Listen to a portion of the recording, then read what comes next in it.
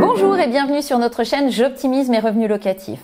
On va aborder ensemble les 4 erreurs qui ne pardonnent pas dans le cadre d'une location saisonnière pendant les Jeux Olympiques. La période des Jeux Olympiques est forcément propice à la location saisonnière, une possibilité pour vous de générer des revenus complémentaires.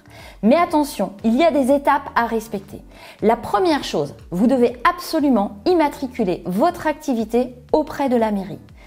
L'absence de déclaration peut vous coûter cher et vous conduire à des amendes administratives pouvant aller jusqu'à 10 000 €.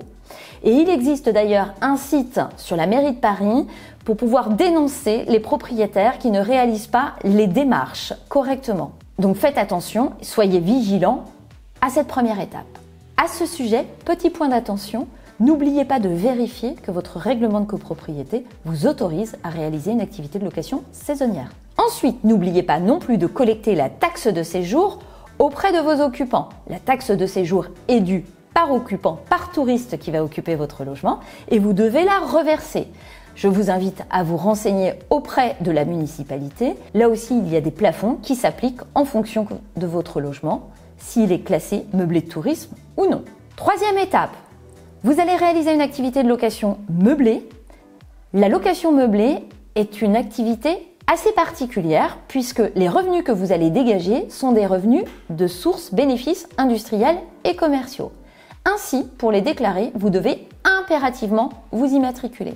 Cette immatriculation doit intervenir dans les 15 jours du démarrage de votre activité locative. Je vous invite à vous rendre sur le site de l'INPI où vous pourrez faire vos démarches directement. Cette démarche est entièrement gratuite. Il suffit de renseigner votre identité, le lieu de situation où vous allez exercer cette activité locative et de renseigner vos options fiscales. En tant que loueur en meublé, sur une période aussi courte durée, je vous invite à opter pour l'option du micro-BIC. C'est la recommandation que je vous porte. Elle est très simple et c'est surtout qu'en tant que propriétaire bailleur, vous pourrez déduire peu de charges. Seulement sur la période d'activité, soit bon an mal an, 15 jours, 3 semaines que vous allez consacrer à votre activité de location meublée. Évidemment, cette réflexion serait différente si vous envisagez de réaliser une activité de location meublée annuellement, c'est-à-dire que cette activité que vous allez découvrir pendant la période des Jeux Olympiques vous donne envie peut-être d'être poursuivie ultérieurement, dans la limite de 120 jours en tant que propriétaire de votre résidence principale. Eh bien, si vous continuez cette activité, il faudra se questionner sur l'intérêt de cette option versus le régime réel, mais uniquement si vous envisagez de poursuivre. Et enfin, dernier point, celui de l'appréhension des revenus locatifs. Attention, 2 seuils à avoir en tête. Le premier, je vous recommande le régime du micro-BIC, mais évidemment si vos revenus sont inférieurs à 15 000 €. Au-delà, vous êtes obligatoirement au régime réel. Cela suppose que vous devrez réaliser un bilan comptable et le télétransmettre à l'administration fiscale.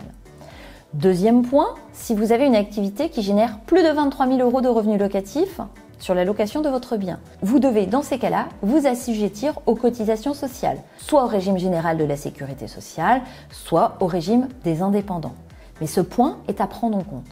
Enfin, si vous imaginez ne pas pouvoir déclarer ces revenus ou être exonéré de ces revenus locatifs, vous vous trompez et l'administration fiscale recevra via les plateformes le chiffre d'affaires qui a été généré. Dernier conseil, concernant la déclaration des revenus, c'est le chiffre d'affaires généré. C'est celui que va payer le loueur et non la somme que vous allez percevoir par la plateforme qui aura déjà déduit ses frais d'utilisation. Donc si vous louez votre logement 500 € la nuitée, que la plateforme vous reverse 450 € parce qu'elle a pris une commission intermédiaire, vous devrez déclarer 500 € et non 450. J'espère vous avoir éclairé sur cette activité locative. N'oubliez pas toutes ces démarches pour louer en toute conformité. À très bientôt et n'hésitez pas à vous abonner à notre chaîne.